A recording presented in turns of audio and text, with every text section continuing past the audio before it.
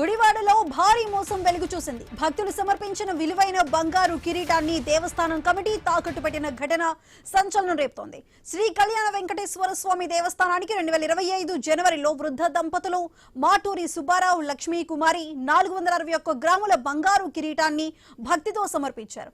ప్రస్తుతం మార్కెట్ విలువ ప్రకారం ఆ కిరీటం ధర ₹1 కోటి పైగానే ఉంటుందని చెబుతున్నారు. అయితే దేవస్థానం కమిటీ అధ్యక్షుడు మోహన్ రావు ఇతర సభ్యులు కలిసి ఆ కిరీటాన్ని పట్టణంలోని ఓ మార్వాడి దుకాణంలో 38 లక్షల రూపాయలకు తాకట్టు పెట్టినట్లు ఆరోపణలు వెలువెత్తుతున్నాయి. భక్తుల కానుకలతో వ్యాపారం చేస్తున్నారని స్థానికులు ఆగ్రహం వ్యక్తం చేస్తున్నారు. ఈ ఘటనపై దాత కుటుంబ సభ్యులు టూటౌన్ పోలీసులకు ఫిర్యాదు చేశారు. తమకు న్యాయం చేయాలని వేడుకుంటున్నారు. సంతోషంగా ఇచ్చాము దేవుడికి. ఇట్లా చేస్తారని మేము ఊహించలేదు. 70 లక్షలు అయింది, ₹1 కోటి 70 లక్షలు అయింది. మేము దేవుడికి అలంకరించమని ఇచ్చాం కానీ ఆయన తాకట్టు పెట్టుకోమనో అమ్ముకోమని మేము ఇవ్వలేదు. ఆయన కూడా ఒప్పుకున్నాడు. శ్రవణ నక్షత్రం రోజున కిరీటం పెడతాము, భోజనాలు పెడతాము, కిరీటం పెడతాము అన్నాడు.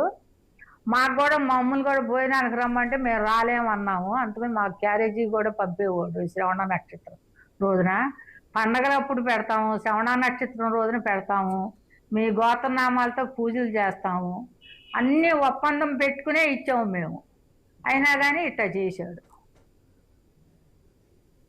గుడివాడలో భారీ మోసం వెలుగు చూసింది. భక్తులు సమర్పించిన విలువైన బంగారు కిరీటాన్ని దేవస్థానం కమిటీ తాకట్టు పెట్టిన ఘటన సంచలనం రేపుతోంది.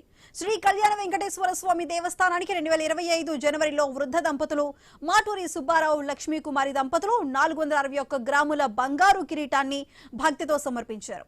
ప్రస్తుతం మార్కెట్ విలువ ప్రకారం ఆ కిరీటం ధర ₹1 కోటి పైగానే ఉంటుందని చెబుతున్నారు.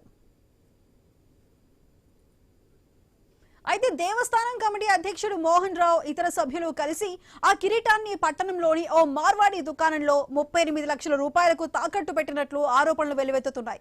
భక్తుల కానుకలతో వ్యాపారం చేస్తున్నారని స్థానికులు ఆగ్రహం వ్యక్తం చేస్తున్నారు. ఈ ఘటనపై దాత కుటుంబ సభ్యులు టూటౌన్ పోలీసులకు ఫిర్యాదు చేశారు. తమకు న్యాయం చేయాలని వేడుకుంటున్నారు.